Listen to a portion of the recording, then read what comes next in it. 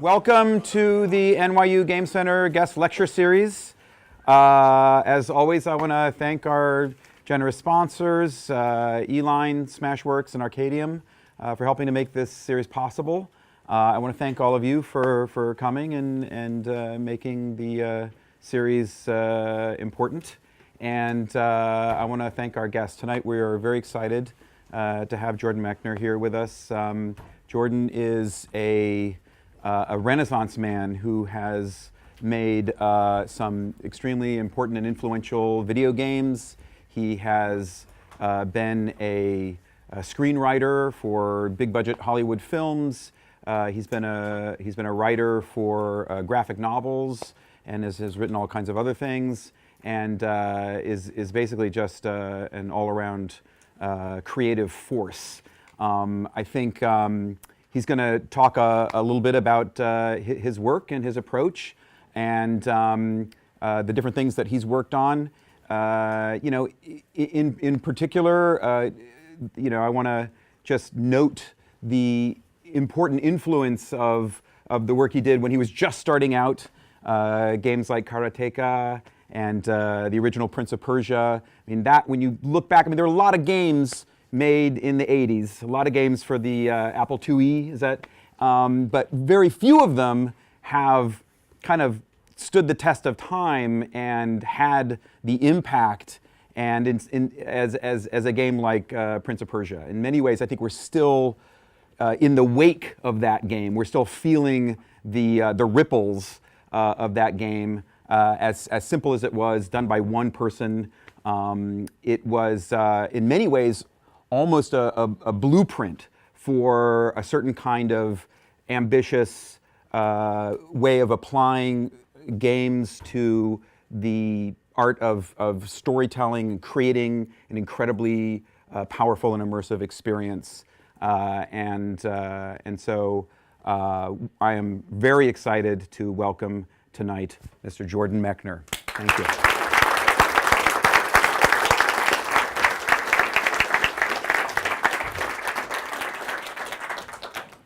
Well, thanks for having me. This is actually my hometown. I'm from New York, and believe it or not, this is the first time that I'm speaking about games in New York. So that's fun. So I'm glad Frank talked about old stuff, because it's sort of one of the frustrating things about this business is that we usually can't talk about the things that we're actually working on at the moment. And this is kind of a strange year for me, because a bunch of things that I did a long time ago are kind of coming back now in different forms. I'm working on a remake of my first published game, Karateka, which came out on the Apple II in 1984, and now I'm making a version for modern consoles as a downloadable game for XBLA. And unfortunately, I can't reveal anything new about that beyond what's already been announced, but I will talk about the original Karateka and also about Prince of Persia, which is really the game it was the second game I did that has just sort of kept going and morphed into so many different forms. Just out of curiosity, how many of you were gaming, programming and/or playing games back in the 80s, in the era of the Apple II, Commodore 64? Okay, that's a lot. And how many of you started on the modern console generation, like PlayStation and above? Cool. All right. So you'll know what I'm showing you when I show you this game here.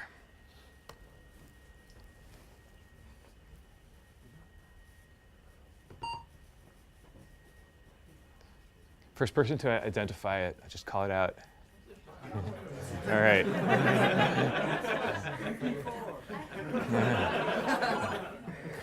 This bar is really annoying. I don't know how to get rid of it. So this is an Apple II game that was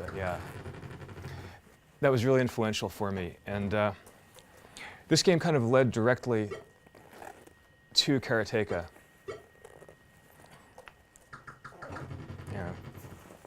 All right, we'll pause it there. Until Chapter came along, all the games that I was trying to make were close, sort of inspired by the coin-op games that I like to play, Asteroids, that sort of thing. And they were all about racking up points and getting extra lives and so forth. And so I was making, the very first game that I tried to sell was a direct rip-off of Asteroids. And that didn't get published because by then Atari had said to the game publishers, no, you can't do that anymore. By the way, am I being mic'd? Can everybody hear me? Yeah, okay, good. So then my next game was a slight variation on this called Death Bounce, which had bouncing balls instead of rocks. And I sent that game to Broderbund, and Broderbund's publisher, Doug Carlston, called me. I was a freshman at Yale at the time, really hoping and aspiring to get my first game published. And I was a little disappointed when Doug said that Death Bounce was not really what they were looking for anymore. And he told me about Choplifter. He sent me a disc and a joystick to play it with so that I could see what he was talking about. And what blew me away about Choplifter was that here was a game that told a story, and also it was a game that created an emotional bond with these little characters.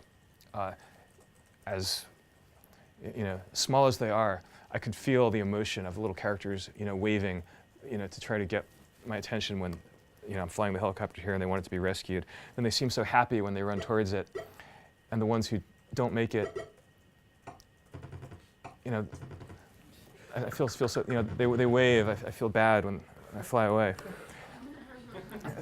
And at the end of Choplifter, it said "the end" instead of "game over," and that really inspired my next game, Karateka. Which, how many of you here played it? Wow, that's more than I expected. Well, for those who didn't, I'll just show a brief little video clip of it here. This game, this is Apple II, 1984. I think if you move your cursor off that bar, it might disappear. Yeah. Thank you. Sure. This is the game that Choplifter inspired me to make, and before Choplifter, I had an idea to make Karateka as a kind of a, like you're in a dojo, you're fighting to gain points. The more bouts you win, the more points you get. But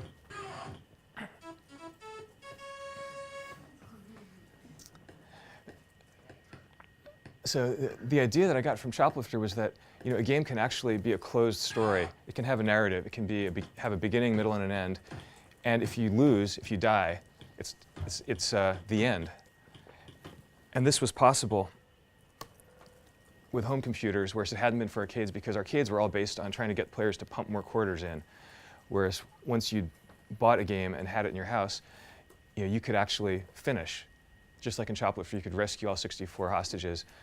A game could be like a movie. It could have a happy ending, or if you die, it could have a sad ending. So that was that was kind of a revelation to me, and that's sort of what launched me on something that I more or less have been trying to do for my whole career, which is make games that tell stories, and games that will not only be a challenge to play, but also engage the player emotionally. Which brings me to my next game. This is the one that I did right after college, called Prince of Persia. And I'd always loved movies, and one of the big, you can see a lot of movie influence in Choplifter, old, Bruce Lee movies, and Kurosawa movies, if you want to be more pretentious, as I was trying to be. Prince of Persia was really inspired by old swashbuckling movies like Robin Hood with Errol Flynn, more recently Indiana Jones, Raiders of the Lost Ark, and I wanted to get that kind of suspense, that kind of running, jumping platform gameplay, and combine it with sort of the visceral thrill of an action movie within the limits of what was possible in the Apple II. So I'm gonna show you it's kind of like a little trailer that I made for the making of Prince of Persia journals. I posted my old journals from making this game on my website. Wait, this is way too small.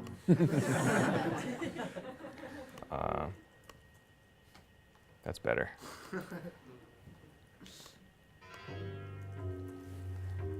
That's Robert Cook, author of Gumball and Degeneration, for those who played those games. Here's the rotoscope model for the evil Grand Vizier Jafar. That's my brother David. That's shot at Horace Greeley High School in Chappaqua, not too far from here. So my theory here was to videotape David running and jumping and then digitize to rotoscope that footage into the computer.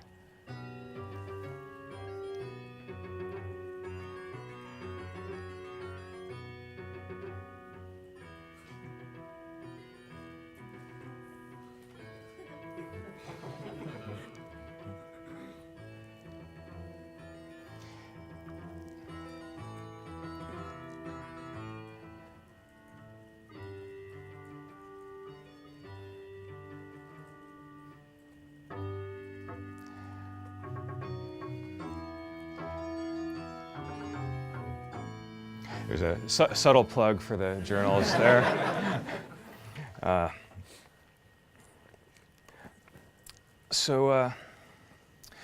They're compressed into 2 minutes is the 4-year journey to make that game. And I want to talk about that a little bit because how many of you here are making games in one way or another? Yeah, so you know that the game often ends up being something very different from how it started.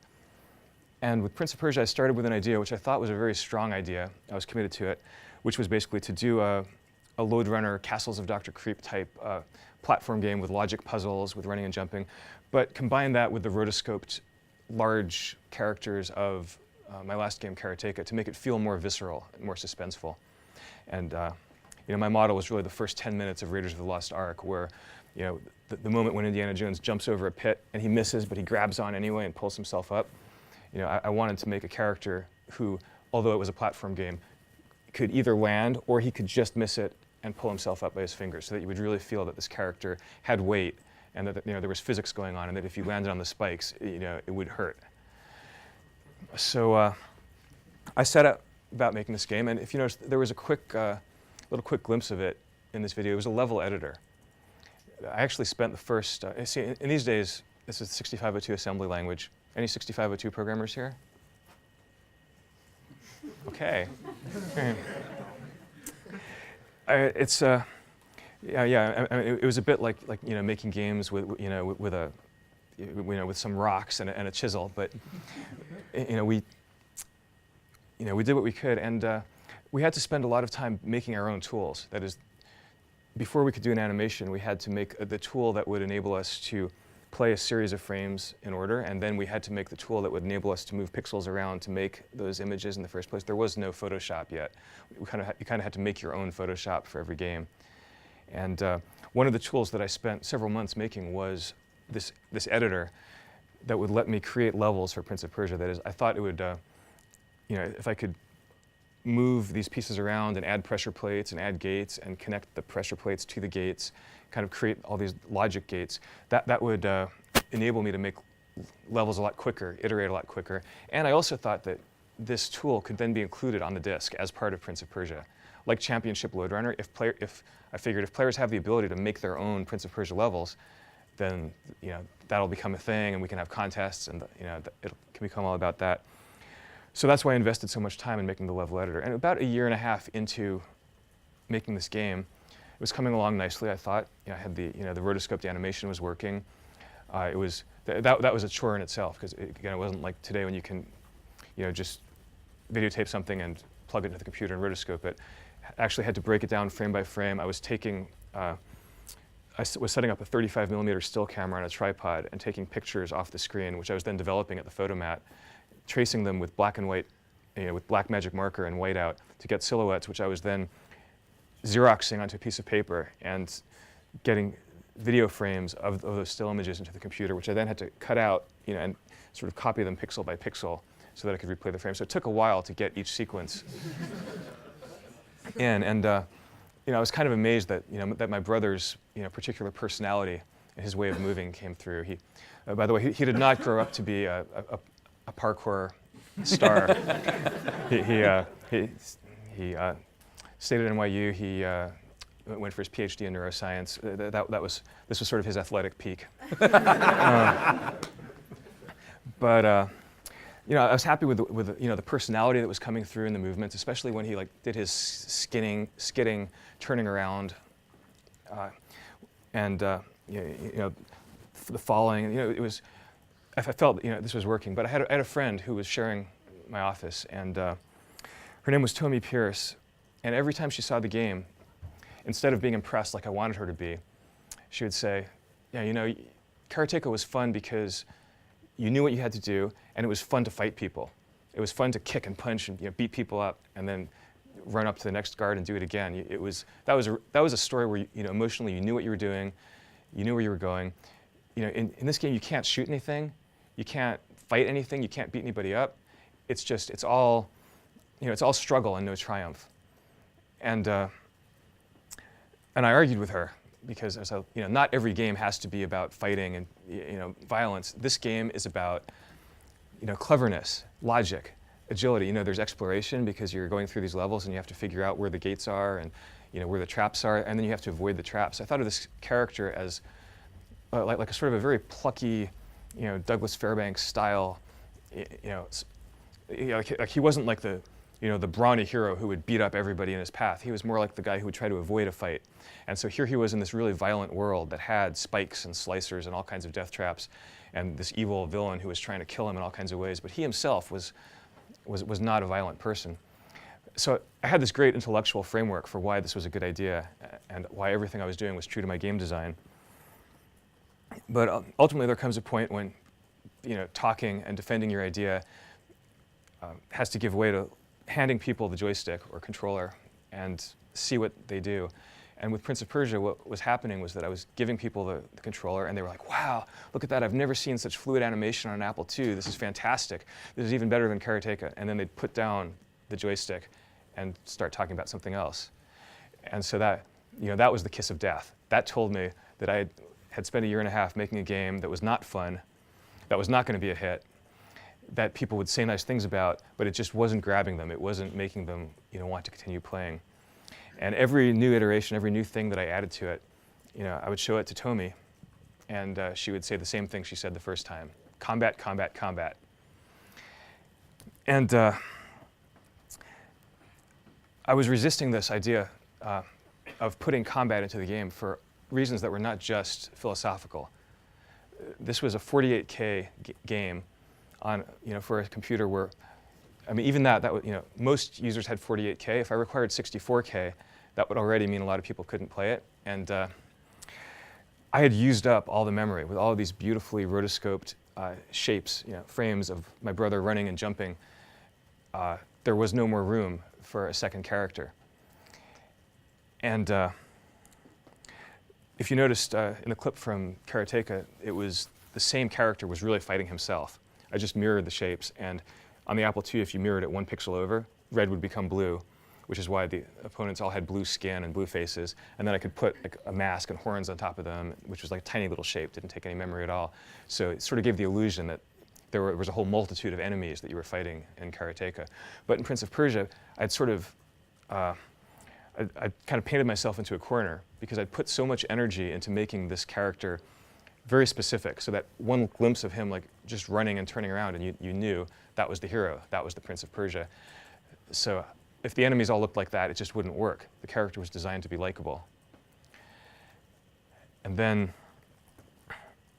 out of that, racking my brains over, and really arguing with Tomi and explaining to her over and over why I couldn't add another character, in the midst of explaining it, it hit me that non-6502 programmers, please, you guys just, forgive this little digression, but by exclusive ORing each byte with itself, shifted 1 pixel over, I realized that this would result in a kind of a ghostly white outline. The character would turn from white to black, and he'd sort of have this shimmery look, and it took like 2 minutes to test this out.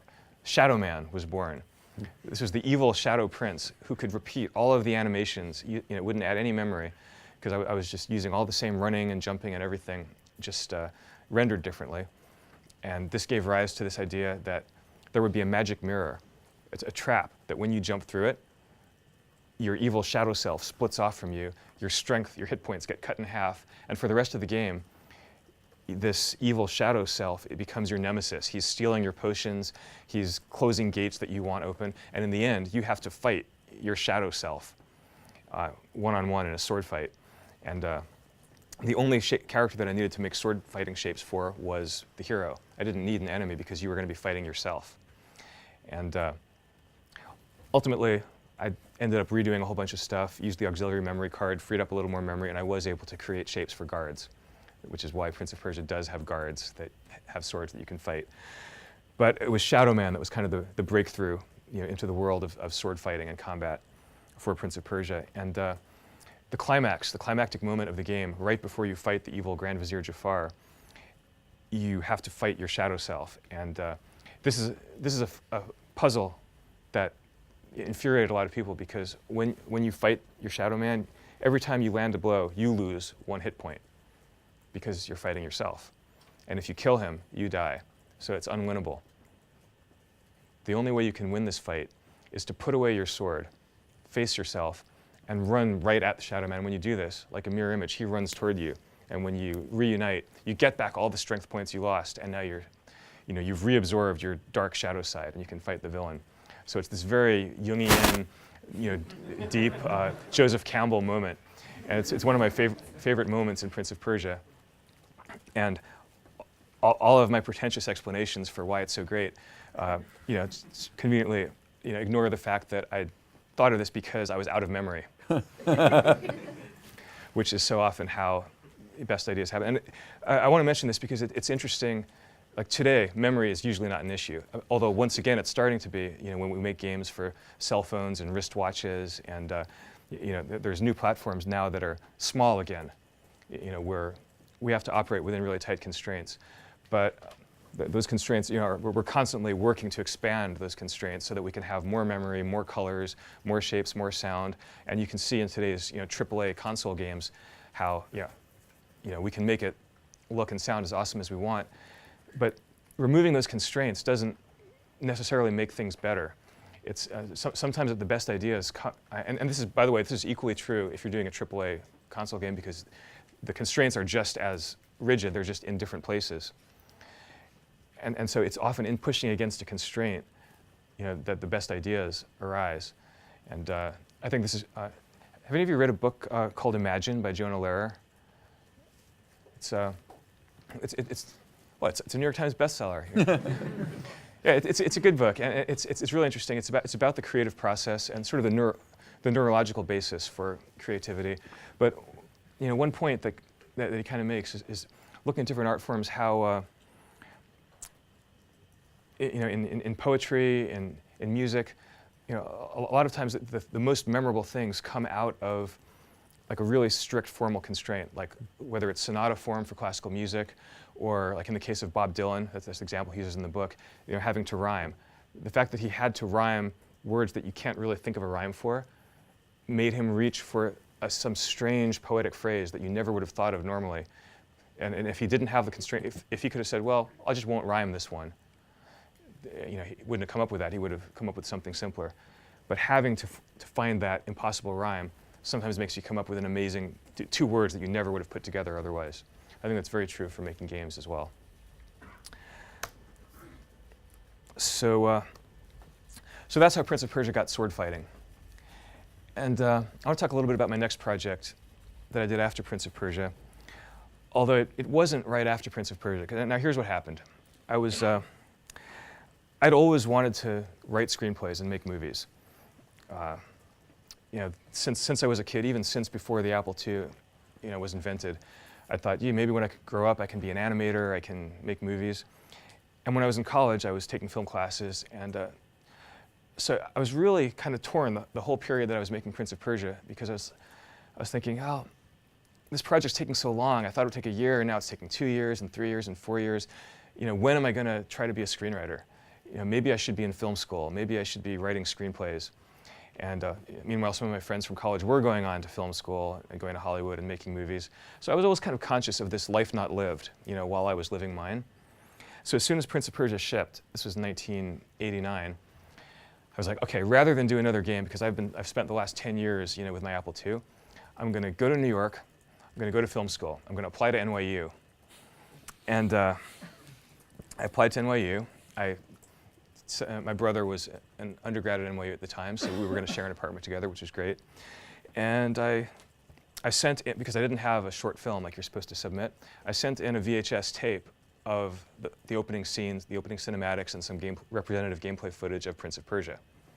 And I wrote, I thought, a really eloquent essay explaining how video games were kind of this up-and-coming art form of the future, and it wasn't just Pong anymore. A game could tell a story, and and I thought that there were going to be interesting things happening in the next decades, with the movies getting more like games and games getting more like movies, and I wanted to be part of that. I didn't get in. I actually called. I was so frustrated, actually, because I'd set, I'd been out in the real world enough that I wasn't, I had sort of made my plan, and I wanted to do it. Like, I was already going to room with my brother. I was going to move from San Francisco back to New York. So now it's like, I thought I could like talk the dean out of it. And he was very nice, but he said, look, it's a very competitive program, and we look for applicants who have demonstrated an interest and ability in making film. And clearly the VHS tape of a computer game was not a film. So, but nonetheless, I had a great year in New York. I ended up going to, I took a, there's this, I don't know if you still have this, but there's this great program run by a guy named Terry Pate. It was an intensive summer workshop in filmmaking. A lot of foreign students go there. So I did that, and got a ton of hands-on experience making 16mm film. And that was great. And after that, I was like, okay, now I still don't want to go back and do another game. I want to go and make a short film in Cuba, which is what I did. And I think really, like deep down what was going on was that I'd spent so long in that industrial park in Northern California that I just wanted to like go out and live life and have the kind of adventures that I hadn't been having until then.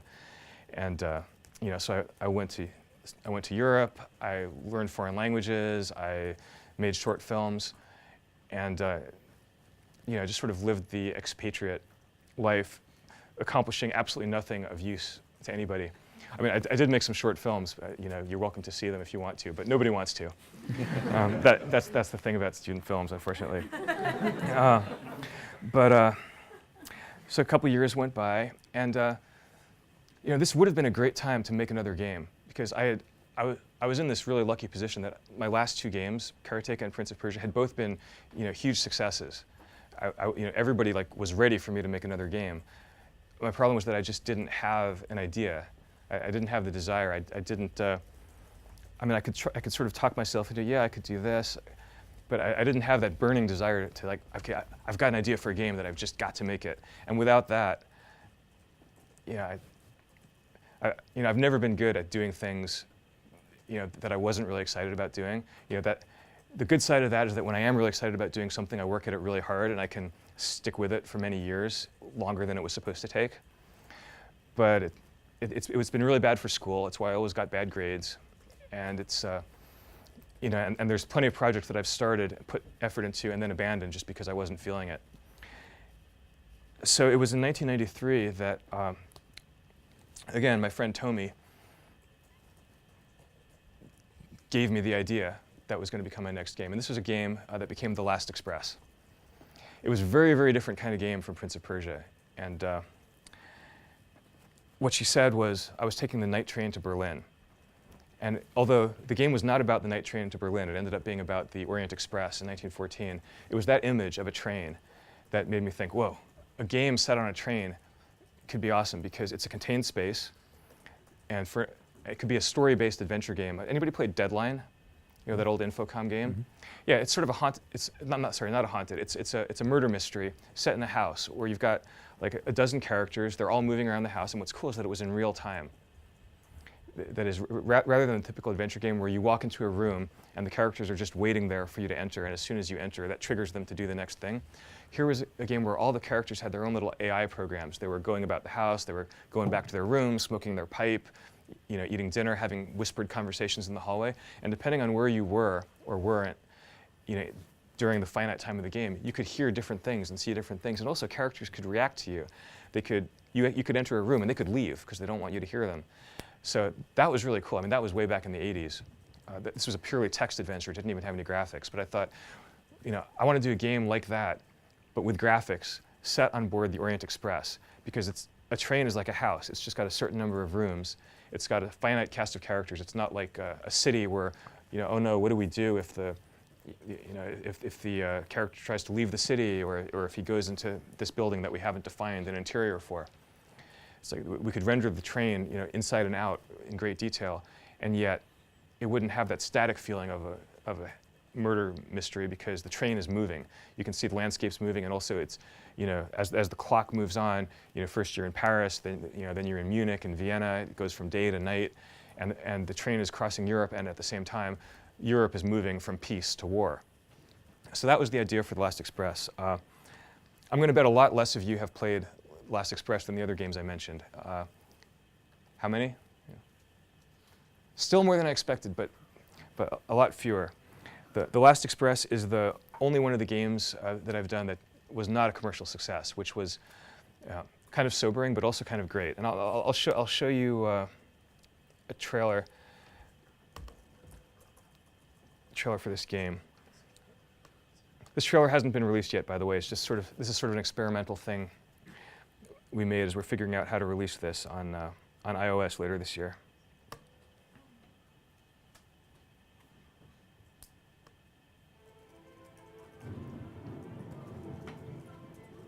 Germany and Austria want war.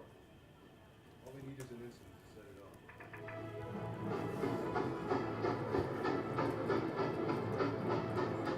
It's nice to get away from one's troubles, assuming one has it in. Those passengers will never arrive in Constantinople. A romantic is someone who spends his life looking for a good way to die. Our history is a chain of blood. It reaches deep into the past. It binds us. Have you heard of unity or death?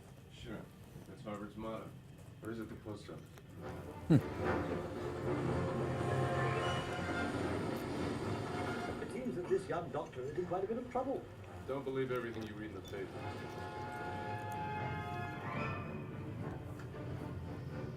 Tyler Whitney is dead. I want to know who killed him and why. Ah, Whitney. You are different than I had imagined. You should take care when choosing a name for yourself. Names have power. Is smuggling guns your idea of an honorable profession? Whitney is well known as a champion of freedom and justice in countries other than his own. You are not Tyler Whitney. Who are you? Do you always carry a gun on your concert tours? Do you have the fire? It was a great treasure that belonged to the Serbian people. Knowledge is more precious than gold and rarer than rubies. You must have known about this. You killed him and you stole the gold egg he was carrying. I took it, but I didn't kill him. The world is changing and one does need to choose sides. And sometimes things change so fast that it's hard to tell one side from the other. If I find out who killed him, I will tear him apart in my own hands. Why don't you go home before the same thing happens to you?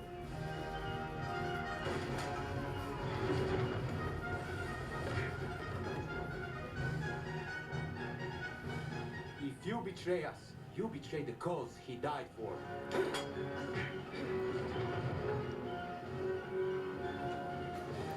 Have you lost your mind? Stop the train! Tyler gave his life for our freedom. And you, what do you believe in?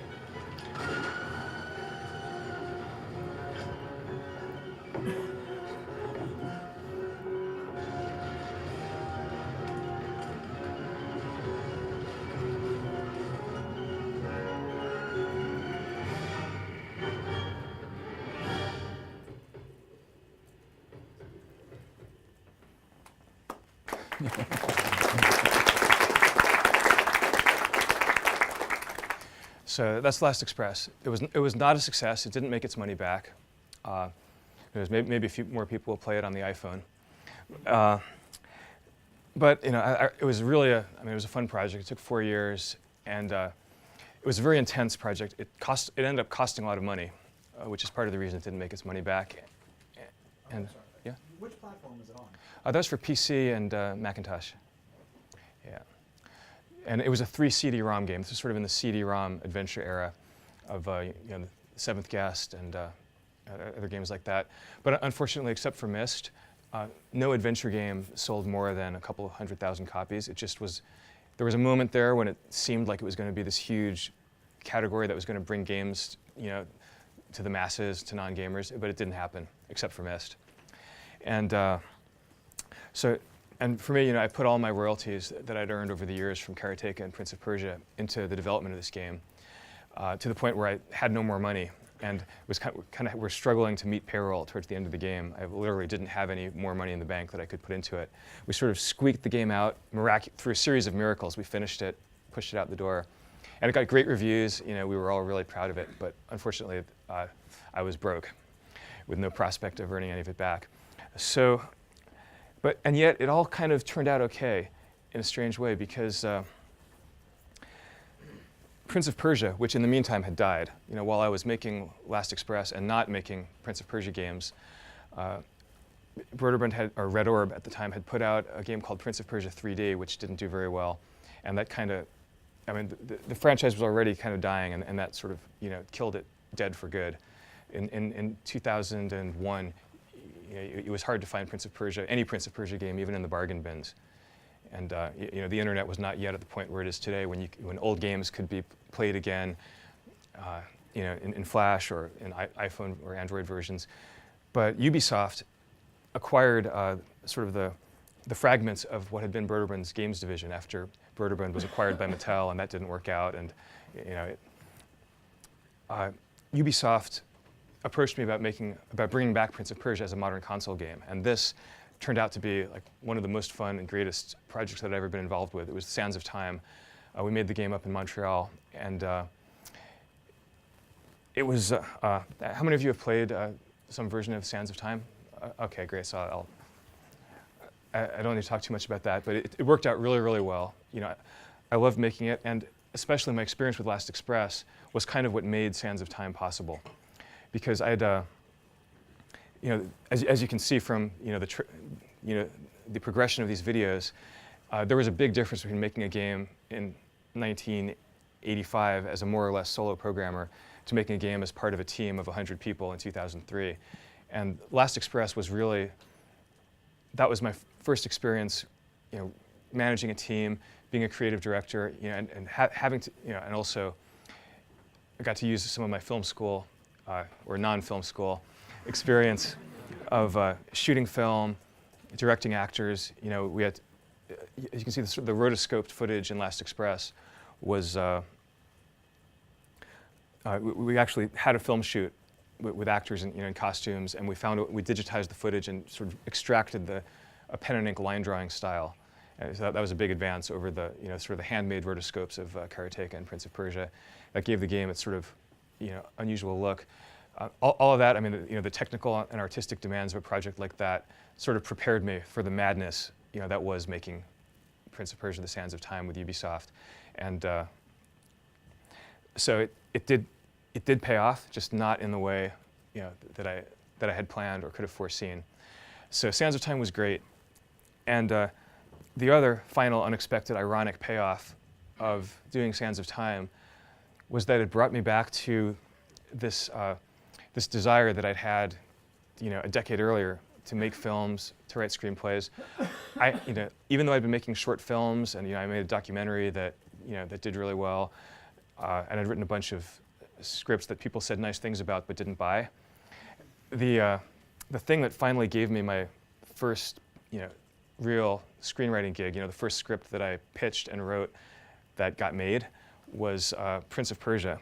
And I'm going to show you one last trailer, and then I think we can shift to questions. Right? I'm going to show you a trailer. This is not the official Ubisoft Prince of Persia game trailer. They made one. It was fine, but I didn't use that trailer to pitch the movie. Instead, I made a homemade trailer, which kind of was vague about certain plot details. I'm going to show you that homemade trailer now. This is a trailer that I cut together out of PlayStation Sands of Time game footage. But it's going to be really big.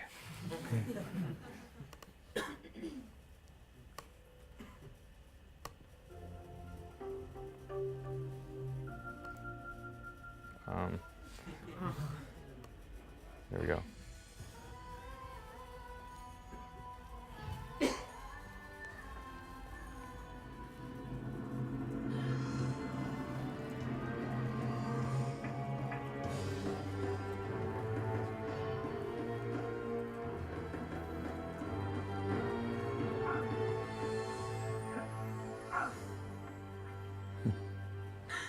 Do not be afraid.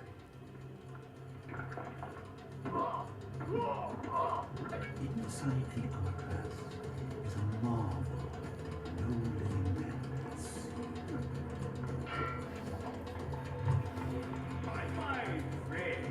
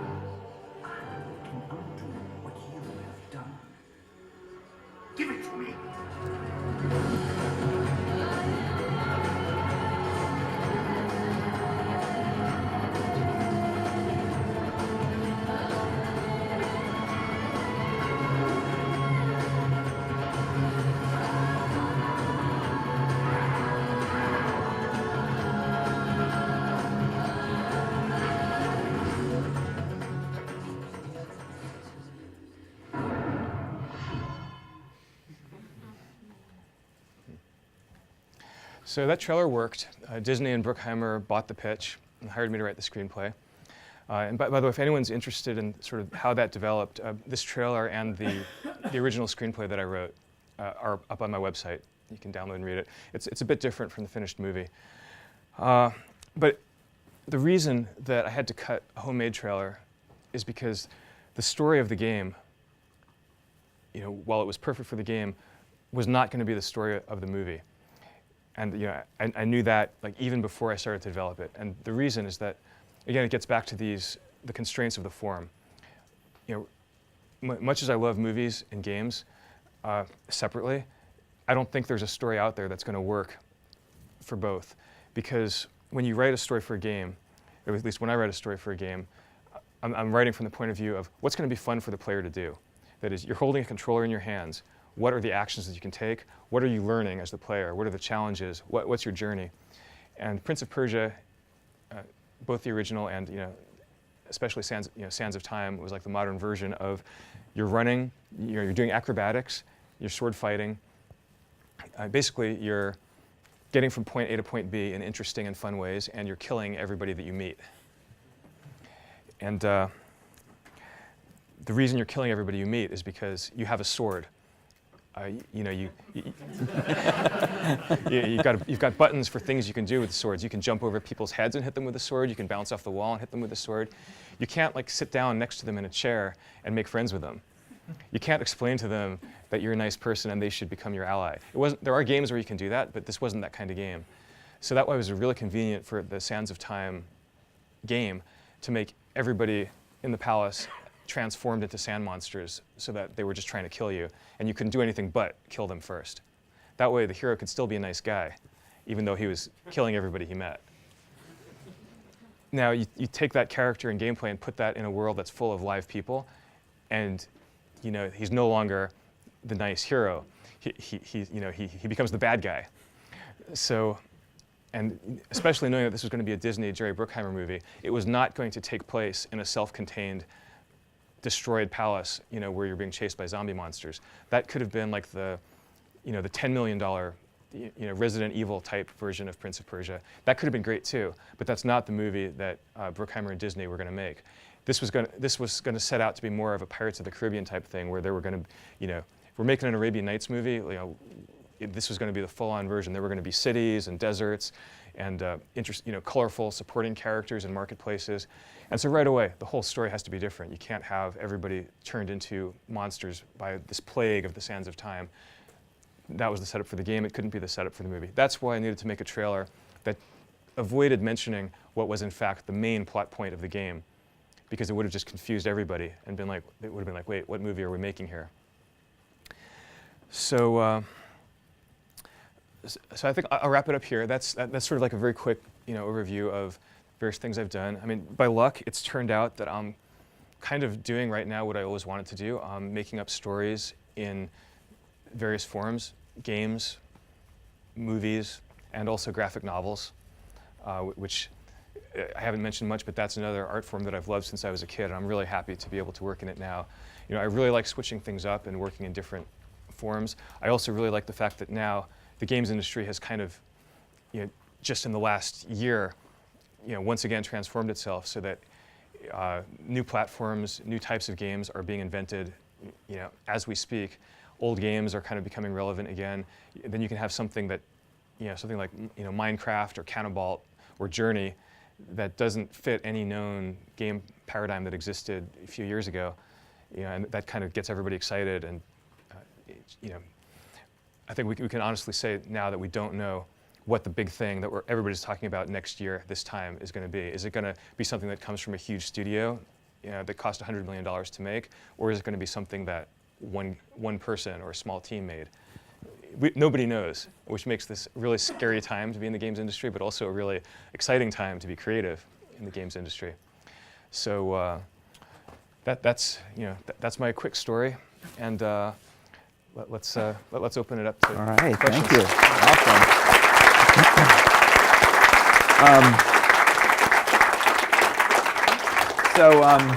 Please have a seat. Welcome to Inside the Gamer Studio. I get to ask you a couple of questions, and then we we're going to open it up and do some Q&A with the audience. But I kind of want to pick up on the last thread that you just laid out there.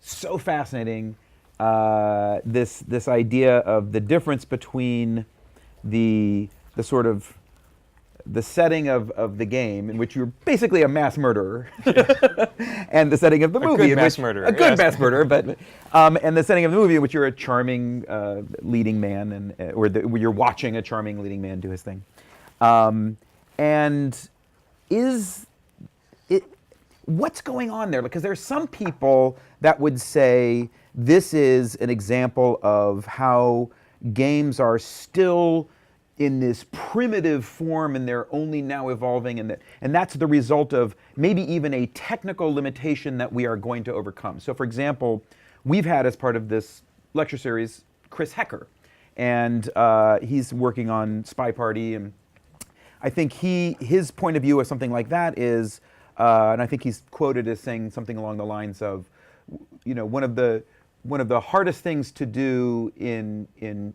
film is to show a spaceship blowing up a planet or something. One of the easiest things to do is show people sitting around a table talking. And in games, the opposite is true. The easiest thing to do is have a spaceship blow up a planet, and the hardest thing to do is have people sitting around a table talking. This idea of having a character put down their sword and sit down next to someone and negotiate with them or have a deep relationship with them, from someone like Chris Hecker's point of view, is kind of this intense design and technical problem that we're struggling to overcome. Is that how you see it, or is there something else going on there that is the difference between these two forms and the way that they evolve? Oh, that's a big question. Yeah, it is a big question. I mean, there's a lot going on there. I mean, yeah, it's easier to show a spaceship blowing up than a bunch of people sitting around a table, but it's really showing it is not the problem.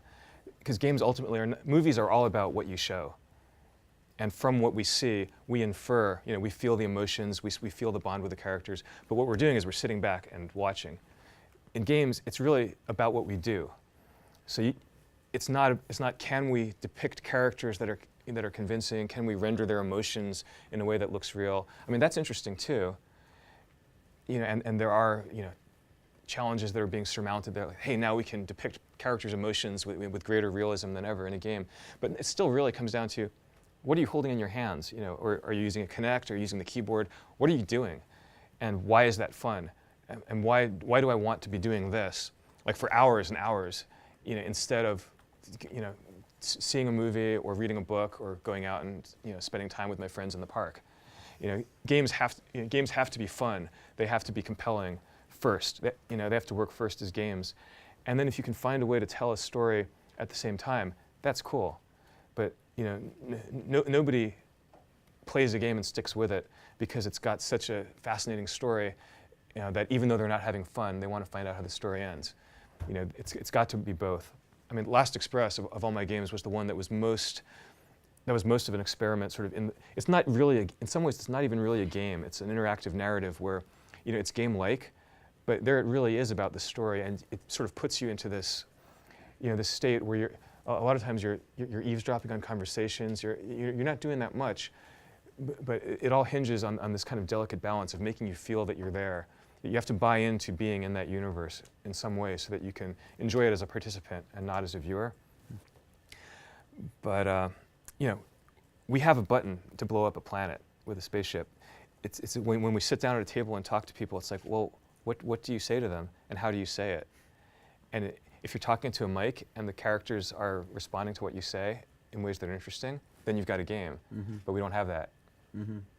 Although it's true that, I mean, the adventure game as a genre is about putting down your sword and talking to people, making friends, Absolutely. Negotiating and figuring things out and interacting in a social way. So, and in some ways, the adventure game has died off as a thriving genre, but in other ways, it's been absorbed into every other game that we play. It almost seems like... Yeah, I mean, Journey is an adventure game in a way. There's no talking, there's no dialogue, but the whole game is based on this, you know, very delicate feeling of, I'm in a world that I don't understand, and it means something, and I care. I don't know what I'm supposed to do, but I've got to find out. And you know, if that were poorly done, if it were less brilliantly done, it could easily just fall apart. You know, as soon as people say, I'm in a desert and I don't know where I want to go or why, and I don't care, it's over. But Journey manages to keep going, oh, wait, I don't quite know what I'm doing, but there's a hill over there. I think I want to get to that hill. And then you get to the hill and something happens that sort of deepens your involvement, the sense of the mystery. So there's an adventure game that has no talking. As far as conversation goes, I mean, Last Express, I mean, this was 15 years ago, but you just clicked to talk. There were no trees where you're like, do you want to say, A, why thank you, I would love to have a drink, B, go away and leave me alone. It was just, your character would always respond in the way that made sense for that character. So in that situation, at that point in the story. So part of the game was, this, while you were discovering what the other characters were about, you were also kind of getting to know your own character and discovering what kind of responses you were liable to do. But those are by no means the only way to do it. I mean, you could, So in your mind, as someone who's really interested in the places where narrative overlaps with gameplay, and someone who's like done all this kind of breakthrough work, and are you of the mind that there are big, intractable problems to solve in overcoming the dissonance between interactivity and narrative? Or do you feel like, no, this is a matter of craft, of execution, of just problem solving? One of the things I love about the way you talk about your creative process is so much about just problem solving, as you come across these problems and you figure out how to do them. So do you feel like we're waiting for some grand breakthrough or is it, no, we're just going to like continue to make these different experiments along these different lines and hopefully move it forward that way? Yeah, it's the last thing you said. Okay. Yeah, it's a lot of little experiments. Every time somebody makes a game, hopefully that pushes the envelope in some way. Somewhere it's doing something that's a little different from what's been done before. Someone else can look at that, get an idea, and then do something else. That's, there's a creative design technology that's evolving just as fast as the actual technology of what can we render and how many polygons can we put on the screen, and that combination is what's kind of fueled the evolution of games in the last couple of decades, and that's not going to slow down. So what type of work in that direction?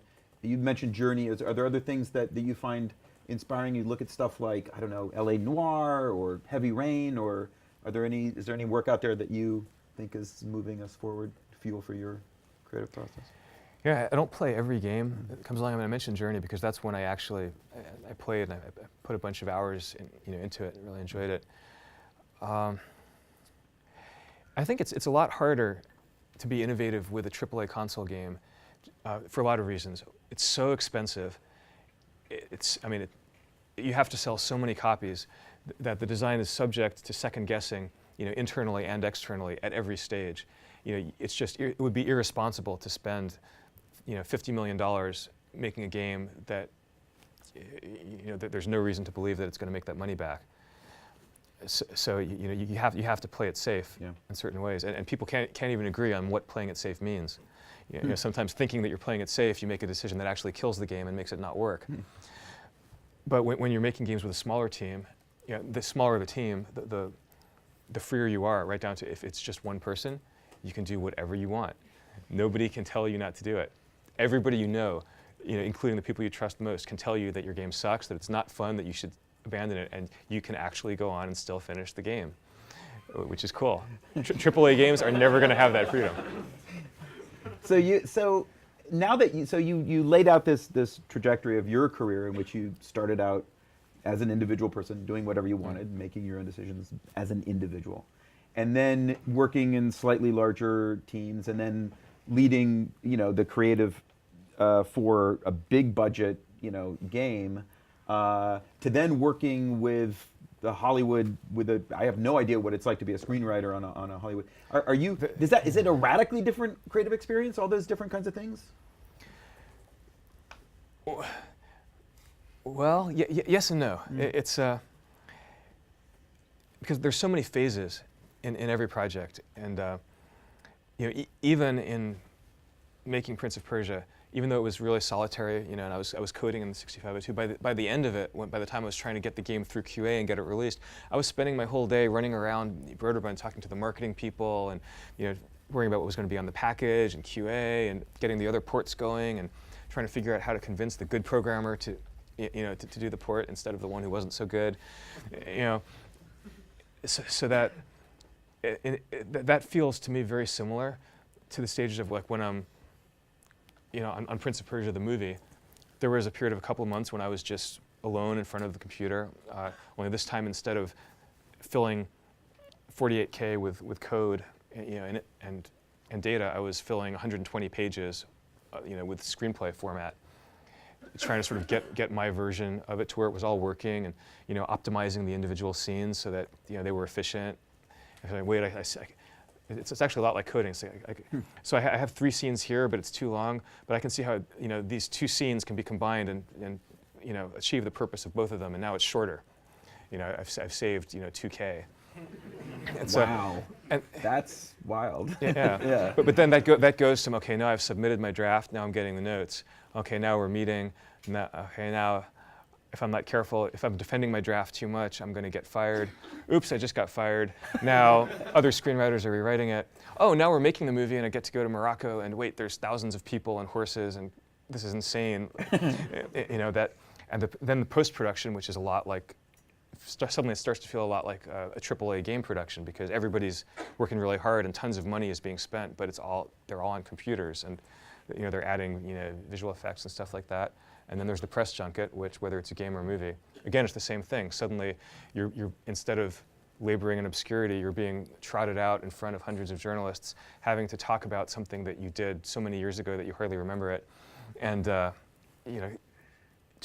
try to be sincere and yet sell a movie or game, as the case may be. These phases are analogous. Would I be correct in saying Prince of Persia is the most successful, if not the only successful, sort of movie franchise that came out of video games? I guess there's the Tomb Raider movies successful, were they?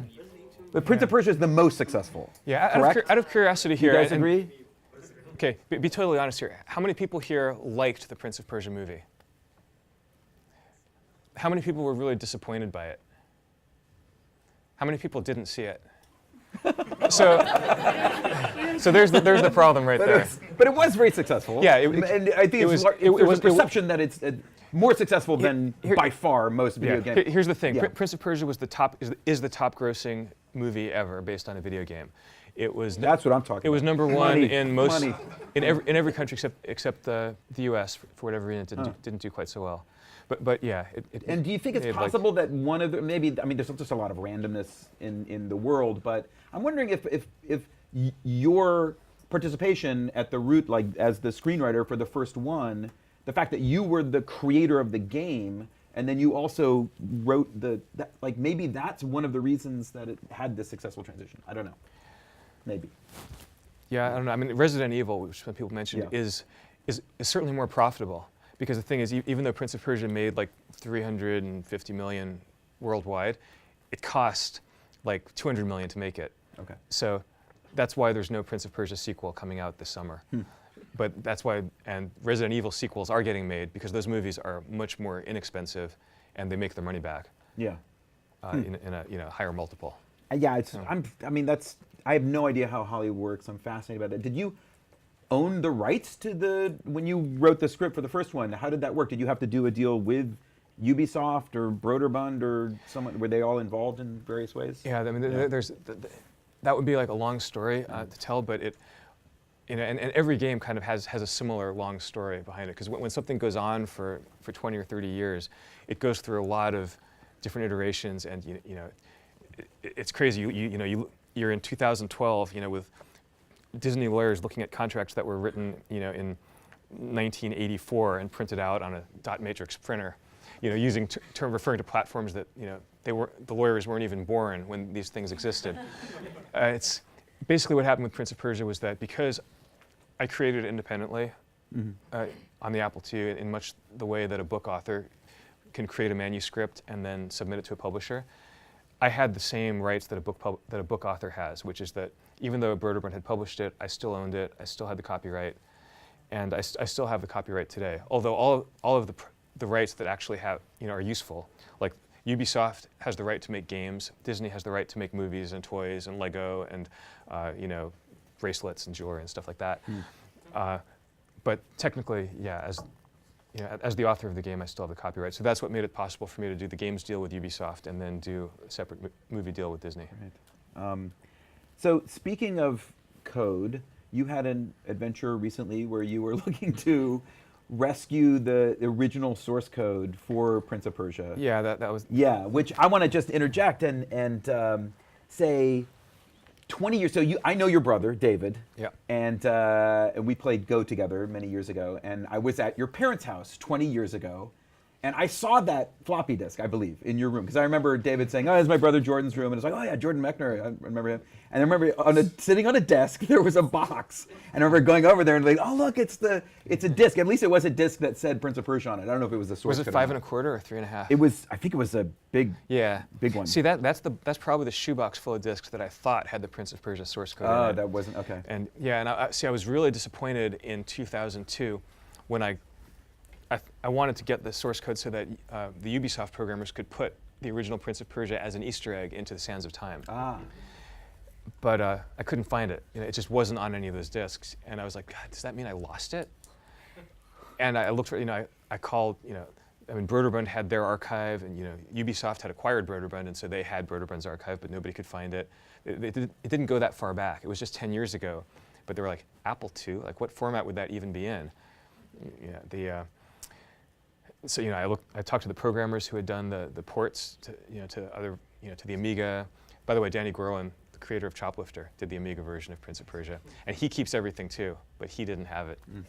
He has the Amiga source code if anybody wants it, but so I gave up. I was like, well, okay, so it's just lost. That's too bad. I wish I'd thought of this like 10 years ago. Not that it's good for anything, but it would be nice to see that old source code. And then a few weeks ago, my dad was cleaning out his closets, and he sent me a box of old Amstrad cassette copies of Prince of Persia and Karateka. This is like the Spanish version of these games, published by Drosoft. So in 1990, this box of Spanish versions of the game had arrived. I was like, well, I want to keep these, but I don't want to take them with me when I move, so I put them in my dad's closet. And somehow the source code on these 3 1/2-inch discs ended up in the same box. So my dad shipped it to me in LA, and I opened the box, and I went, yeah, if this is what I think it is, it's the only copy. Yeah. So we spent, we had a fun Monday. Jason Scott, I don't know, is Jason here? Hey, Jason, yeah. We spent a fun day in LA, pulling those files off of the discs, and the source code is intact, and it's up on GitHub if any 6502 assembly language programmers out there want to play with it. Do you still program? Do you still write code? I don't. Okay. Basically, Apple II Prince of Persia is the last programming I did. I never learned C.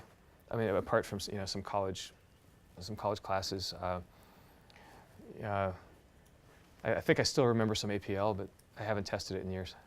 So how important do you think that was for you starting out as a game creator and a game designer, that you you put the whole thing together, you connected all of the numbers and made the thing go? Oh, it was absolutely key. So, okay. Yeah, it's like, because programming is how you make a game. Yeah. It's like, and especially if unless somebody like magically is going to just pick you up and say, hey, even though you've never made a game, we're going to put you in charge of this team of programmers and artists. It didn't happen then. It doesn't happen now. That's the only way you can make a game. It's the only way you can try things out, learn what works, and come up with an idea and try it out. It's it's like if you want to make movies and you don't want to touch a camera, that you're missing something there. You're like maybe. Yeah.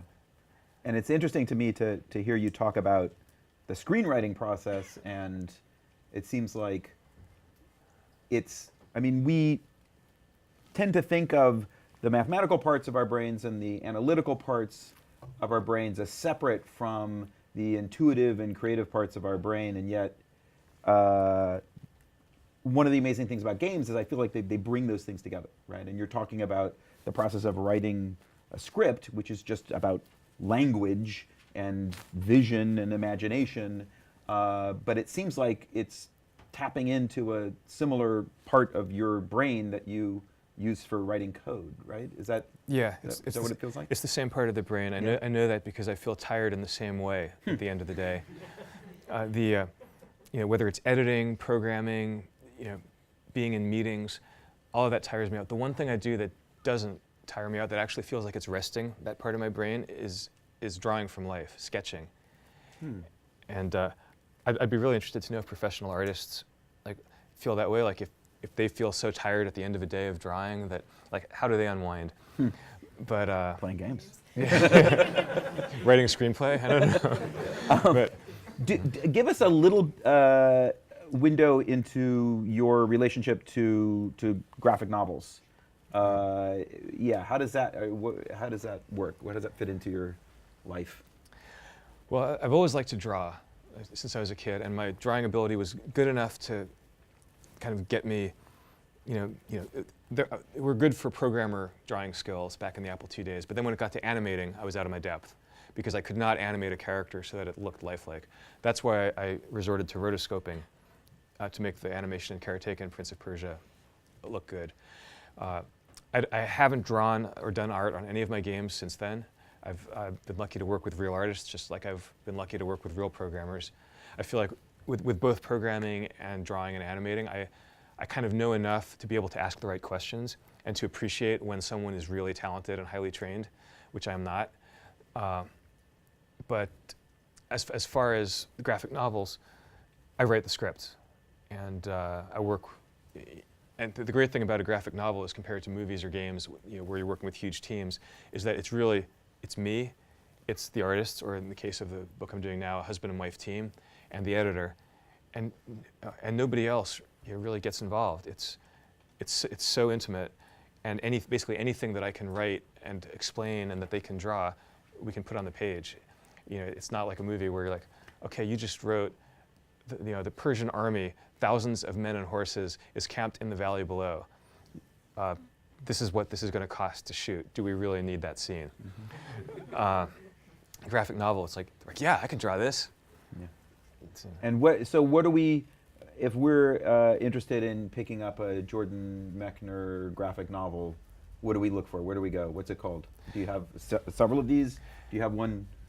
Yeah, so there's two that are out. First Second Books, great publisher right here, and they're in the Flatiron Building. They're a division of Macmillan. Mm-hmm. They published my first book, Solomon's Thieves, which is actually the first volume of a trilogy, a Knights Templar trilogy, which is going to come out next year. So there's still a year to wait, and before that one's going to be available. But Solomon's Thieves is out, and then there's a graphic novel prequel to the Prince of Persia movie that I wrote. It's called Prince of Persia Before the Sandstorm. But yeah, Templar's the big one. Okay. That's the one that's been years in the making, and that's coming out next year. What do you, so you a busy guy, you've got a lot of things going on. You don't play everything that comes out. Do games fit into your life just for pleasure, or is there a way, what do you play for just for fun on a regular basis? Well, there's a few different ways that games fit into my life. I mean, Journey was the last, I'm alone in the house, turn out lights, turn out the lights, boost up the sound, total immersion in this game. That was the last one. But what I play a lot these days is Spell Tower. Oh, interesting. Yeah. A little Spell Tower action. Nice. Yeah. I knew I was in trouble when I saw this game for the first time on the floor at PAX. And sure enough, I think I'm going to have to delete it from my phone. Nice. I've already made rules like, no Spell Tower after 7 p.m. All right, all right.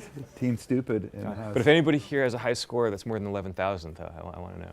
Anybody? Oh, Evan Narcisse says 11,000. What's that? So do you, professionally, what's your context now? Do you have a studio that so you have some different projects you're working on? You're going to bring, Last Express to the iOS, and you could do some other. Do you have a design studio that you're in charge of? Is it a bunch of people? Do you just put together a team to work on a project? Or? I mean, I'm a bit of a floater. You know, there's a team on Karateka, there's a team on Last Express iOS. They're in France, and then on movies, you know, it depends. If a movie gets made, then there's a production office. But if it's in between movies, or if I'm just writing the next thing, then yeah, I'm either at home, you know, in my home studio, writing, or I'm in a cafe writing, or on the plane writing. So when I just want one more question, then we're going to open it up for Q&A. So we, as the NYU Game Center, we have we have undergraduate classes in game design. We have a new graduate program which is starting in the fall. Do you have advice for us as an educational institution who are who's interested in educating the next generation of successful game developers and game designers who can like break ground and do stuff? What in your opinion are the most important things that we should be doing? And for example, what are you looking for if you're putting together a creative team? And yeah, just general input on for us as educators. Well, I told you I wasn't good in school, right? Yeah. That I got bad grades, that I didn't do what I was supposed to. Yeah. Yeah. Now you're calling the shots. See, the NYU film said no thanks, but now we're asking for your guidance. Yeah. I guess in general, I feel like it's good to maybe not harden the curriculum too much prematurely, especially when it's a field that's evolving as fast as this one is. Yeah. It's, I mean, and I'm thinking of game design, how it's like, a couple of times I tried to design a game by making this big Bible and like laying out, this is the theory of the game, these are the skills that the player is going to learn, this is what the world's going to be like, just like defining everything, and I ended up with like this beautiful 100-page document that I never looked at again and nobody ever read. Pretty much the way that the games actually get made is you make a little chunk of it, and then based on that you make the next chunk, and then you change direction and throw that out, or else you build on that. So it feels like a curriculum should kind of go the same way. I mean, it should have a lot to do with what people are actually excited about doing, what they can do, what tools they actually have. And I mean, NYU's got such incredible strengths here. I mean, you've got a film school in the same building. So I guess drawing on that, all those different disciplines and talents, music, sound, give everybody a chance to practice, their own discipline, within the context of other disciplines. That way they'll all be cross-pollinating and learning from each other. That's awesome. That's all I got. Awesome. Great advice. All right, let me open it up and see if there's any questions from the crowd. Why don't we start way in the back? Yes. Maybe this is kind of a silly question. I just wondered if there are any narratives that interested you which weren't sort of ancient. From your talk, I get the feeling like all the good stories are in the past. That's what my agent says every time I bring him something new. He's like, "Don't you ever write anything in the present?" Like, yeah. I'm actually writing a movie right now that is set in the present. Yeah, or like 5 minutes from now. Ooh. So yeah, no, I do like all kinds of movies and books, including those that are set in the present. It's true that Karateka, Prince of Persia, and The Last Express are all period pieces. At least one of them's in the 20th century. Yeah, and then the Knights Templar. You have all these like mythic, it seems like you're kind of like a myth, drawn to that classical kind of. I do love research. I love learning about time periods and places, that I haven't lived through. But I don't know. I can't explain it. Yes. Why revisit a game that was a commercial failure? With The Last Express on iOS, are you making any changes to the game, or are you just trying to hit like the right price point on the right platform, or just kind of hoping that people kind of appreciate it this time around? Yeah, it's the same game. It's a direct port of Last Express to iOS, so we've had to sort of revisit the interface to make it a little bit more inviting, because even at the time, in 1997, it was a game that was, it didn't hold you by the hand. It kind of just like dropped you into the deep end of the pool and was like, okay, here's the world, figure out what to do. So, but apart from kind of the interface and the tutorial and how we ease people into the game, it's the same game. It's Yeah, the company that's doing it, .mu, is a French company, and they've had some good success. Again, we're talking about a modest level of success. This is not going to sell 5 million copies. But they had a really good success with Another World, Eric Chailly's game. And the reason to do this is because it takes a certain level of, it's a certain type of player that will download a PC game and get it running on their modern PC and deal with sort of the old-fashionedness of the interface in that. So I think Last Express is going to work. I think it's going to work well on iOS because there's not a lot on that platform that's a really deep immersive experience that you can sort of, say on a 5-hour plane flight, you can spend the whole 5 hours just immersed in it the way you would be immersed in a novel. I mean, it's really like a 20 or 30-hour novelistic experience where once you start, you kind of want to find out what happens next in the story. So that's not going to compete directly with like the Spell Tower or Angry Birds. It's like I can play this for 45 seconds and then I can put it down and do something else. But I think some players are going to like it. And I'm also interested in the fact that you can hold it in your hands. I think that's sort of a more intimate relationship that you have with an iPhone or an iPad than when you're sitting at your desk in front of a computer. So I'm kind of curious to see how that works. But it is an experiment. But it's not costing a lot to port it. We're basically, the short answer is we're doing it because these platforms exist now and they didn't before. Yes. You said that the Prince Persia film was a gross success but not a profitable movie. Was there a pitch in for a second film that they weren't interested in making, or did that just kind of drop off after the first one? It's not that formal. It's if a movie does like Hunger Games business, they're doing the sequel no matter what. Sure. If it's John Carter, they're never touching. Not only they're not touching it, they're not touching anything that takes place on Mars, like for the next. That planet is radioactive for the next decade. So Prince of Persia was in between. It's the desert and the world of the 1001 Nights and video games are all still available as source material.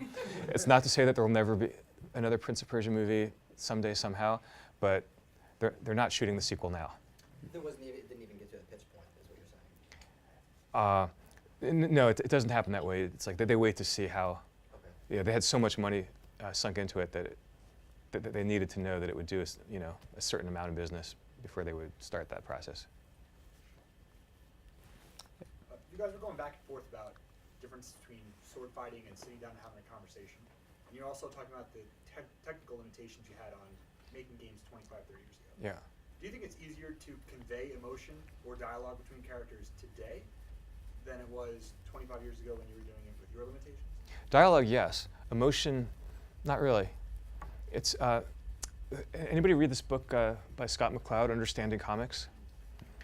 Is my favorite illustration in that book is where he's got a progression from a photograph to a really realistically drawn face all the way down to Charlie Brown and finally to the happy face, the universal 2 eyes and a smile. The simpler something gets, the more universal it is.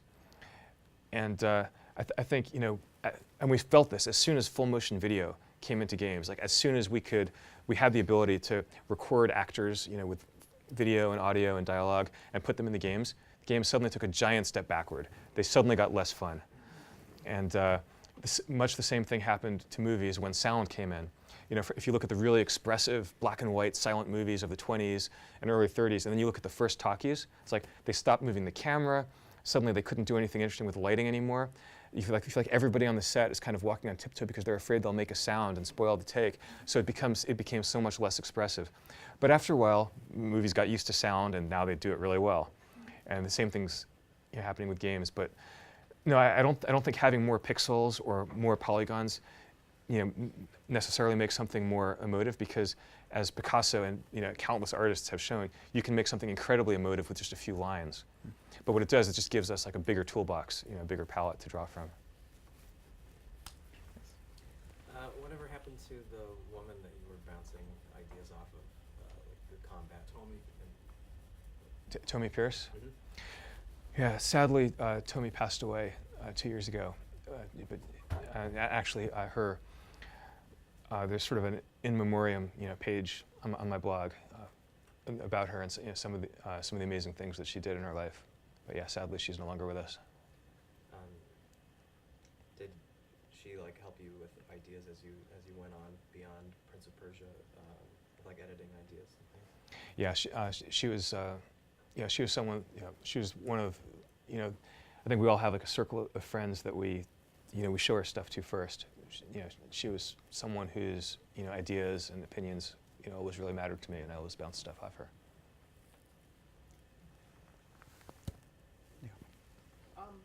First of all, thank you so much for making your games, especially Karateka, Prince of Persia, and Last Express. They all sort of like are games that stand out for me as having turned on a light bulb in my head when I was young.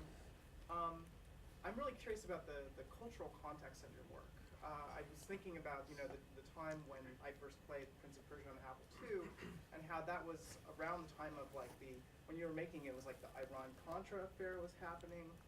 There's also like all these movies were coming out like Delta Force and Invasion USA, which was like this wave of, the Arab terrorist became like the big villain in Hollywood for many years. The 80s, yeah.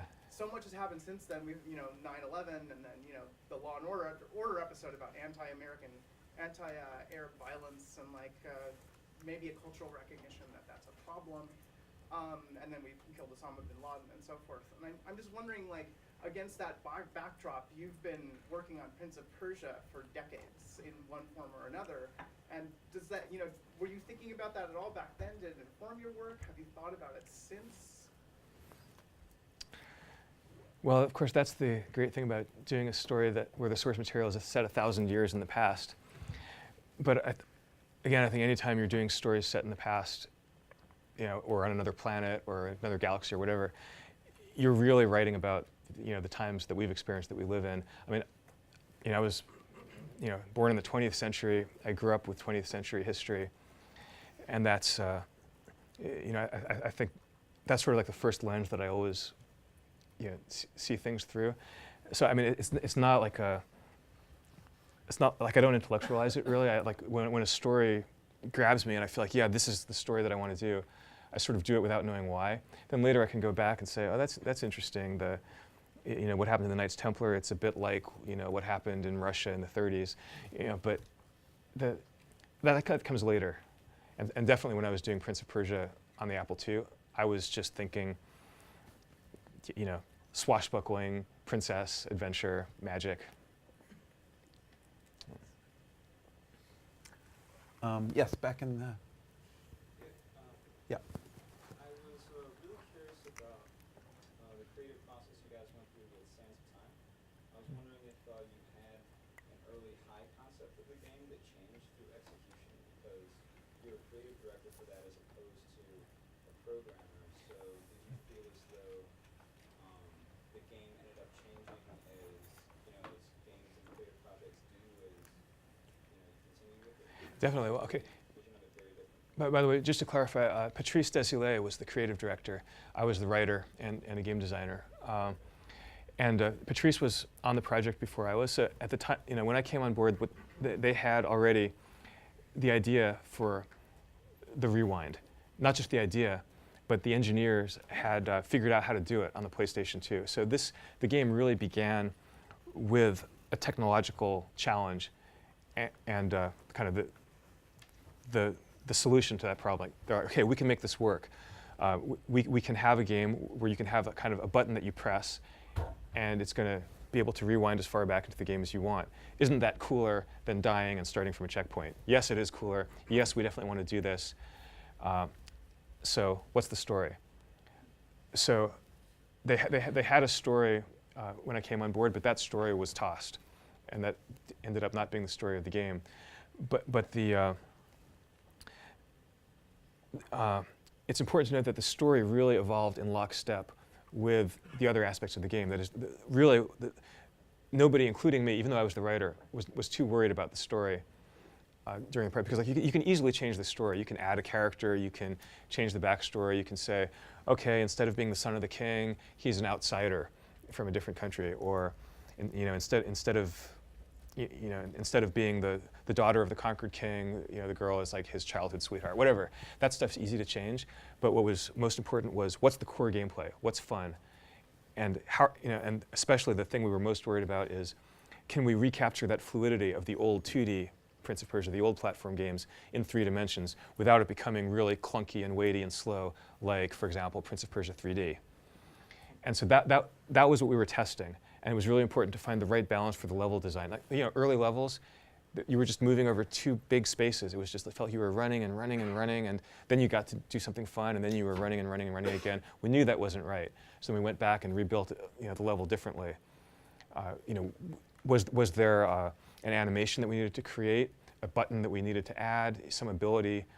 You know, like one big insight when we realized that this fighting was going to be against multiple enemies, not against just one, as it had been for Prince of Persia.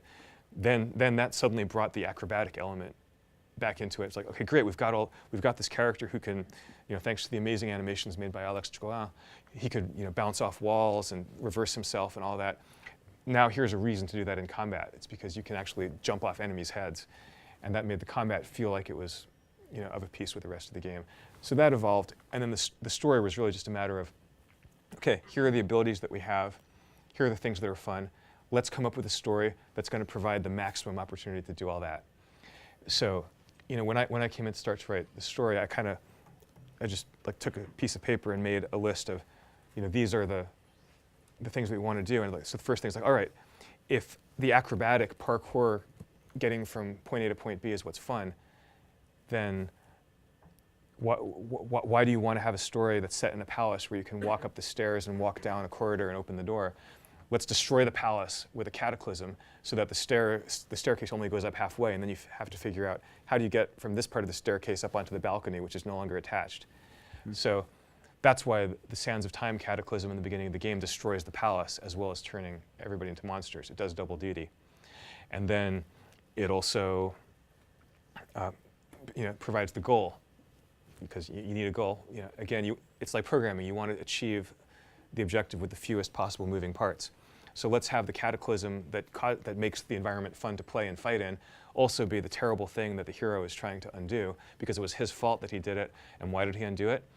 Again, this solves the problem of why does the player have the ability to turn back time? It's because he got this dagger, and now the villain is after the dagger, and that's why the palace got destroyed. And so the dagger becomes the MacGuffin, a weapon, a receptacle, the way of managing your quantity of the sand that you need to turn back time, and the thing that's driving the whole story. Wow, that is it's so good to hear that, to hear your thought process about that, and it reminds me of reading actually the transcript of the story, Lucas and Spielberg, and I guess Kazan working on I read that. The Indiana Jones script, and it's that same. It's like problem solving. It's just problem solving, one after the next. It's just, and it's so interesting. I recommend that to any screenwriters. It's and game designers. And game designers, yeah. It's just this transcript of this amazing conversation where Lucas, Spielberg, and Kasdan kind of figured out who Indiana Jones was and what the movie was. Yeah, and they would set up a scene and think, oh, how are we going to get the monkey in there, or whatever. Like, what is the monkey doing? It's like, well, maybe he's the pet, maybe he's this, and then they reverse engineer it. And it's so interesting because when you think about game design, the thing that you're creating are problems. Like, you're designing problems for the player, challenges, situations, puzzles, things that they need to resolve. But you yourself are just problem solving. You're this like layers of reverse engineering. You know, to get where you need to be. Yeah, it's amazing. I can't tell you how many times someone has said to me, "I have an idea for a game," and then they give me a 30-page story document that's saying, "This is the world. These are the characters. Earth was destroyed because blah blah blah," and I really like, this is not an idea for a game. It's got everything but the idea for the game. It's like all this stuff. You've just written the part that doesn't matter. You know, go back and think of what the game is, and then you can worry about that other stuff. Yeah. Oh man, that is good. That is good. How about right there? So speaking of Sands of Time, after Sands of Time, the subsequent Ubisoft games went in sort of a fairly different direction thematically. Do you have any just sort of response or impressions about that process? You know, I wasn't involved in those games, so it's not really for me to critique them. I mean, they, as you say, they did try different directions, and everybody's got their their favorites. You know, some people love the 2008 one, and don't like We're Within. Other people, it's the other way around. So. Can I talk to that? Sure. Get in there. My name's Evan. I write for Kotaku. I've been reviewing games for years, and I reviewed both those games. And I didn't like the second game, Warrior Within. I thought it took a darker tone. Yeah. But two things sitting here have occurred to me. Two things have occurred to me sitting here and hearing you talk. I forgot there was a Shadow Prince in the original Apple II version. So in a way, they went back to canon, and they picked up a forgotten piece of the lore, and they used it in the kind of refurbished design. So that was interesting to hear, to be reminded that there was a whole dark side to the character in the original iteration. And even though you weren't involved in the third game, the thing I really liked about it was it took the mistake, if it was a tonal and narrative mistake of making it so dark in the second game, it took that mistake and used it as fodder to kind of sew everything back up neatly again. And I thought that was really inspired of them. Talk about the Two Thrones. Yeah, the Two Thrones. Yeah, and I definitely, like, from talking to the guys at Ubisoft, I know that they felt after Warrior Within that they had gone a little bit too goth, and that with the Two Thrones they tried to sort of find a middle ground that would sort of unite Sands of Time and Warrior Within and wrap it up. We talk about these big, slow-moving beasts of a big AAA game design team, but I thought that was a really supple pivot on their part to be like, okay, so we fucked up last time. How can we not totally disavow the fuck up and use it to like even fuel a new game mechanic or whatever? I thought that was I give credit to that team. Oh yeah, and the other thing is like both Warrior Within and Two Thrones. Each of those games was made in under a year. They didn't have 2 years like we had on Sands of Time, or 3 years like the Pop 2008 team had. They turned those around fast, and Warrior Within, it actually, like in that short time, they managed to really make advancement in the level design and the combat design. They added a lot of stuff. So the fact that something about the tone and the story, might not be to everyone's liking, you got to take that in the context of what they did achieve. Yeah, I think we have time for one or two more to jump in on that. Yeah.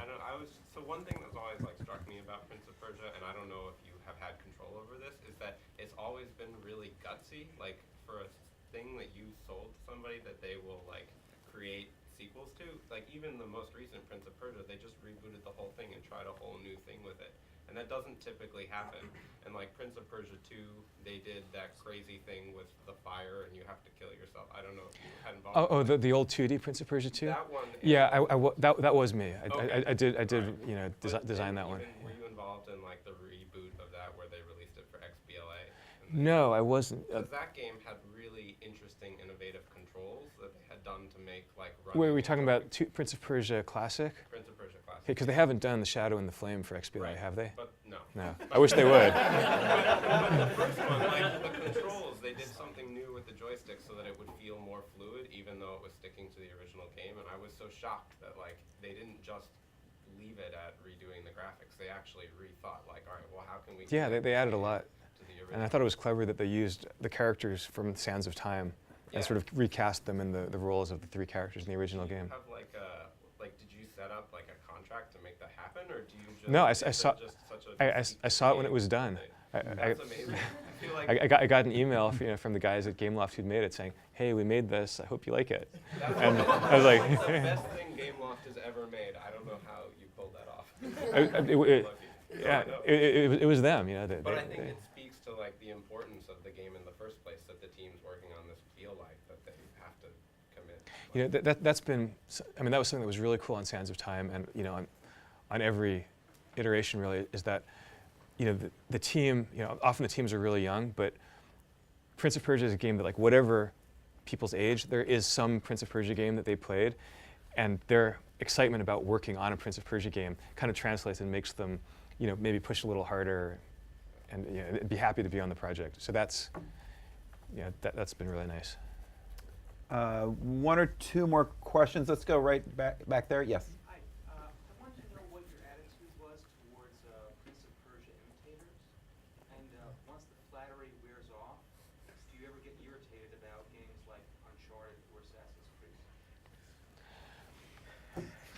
Well, of course, Prince of Persia itself is an imitator. So, no, honestly, I don't feel. When I saw Tomb Raider in, '96, and everybody said, "Hey, it's Prince of Persia, with a chick." My thought was, oh, I should have thought of that. It's like Tomb Raider brilliantly took, the Prince of Persia platforming gameplay, which, by the way, Prince of Persia did not create. Before Prince of Persia, there was Lode Runner and Castles of Dr. Creep and Super Mario. It's like, nothing springs, full blown out of the earth. So Tomb Raider, they figured out how to do this with real-time 3D, which set the path for a whole generation of games after that. And then, sadly, I think Prince of Persia 3D was actually an unsuccessful Tomb Raider imitation. That it was basically Tomb Raider with a dude in baggy pants. And it took more than that. Sands of Time, found the way to kind of push beyond that and take that, that acrobatic gameplay into 3 dimensions.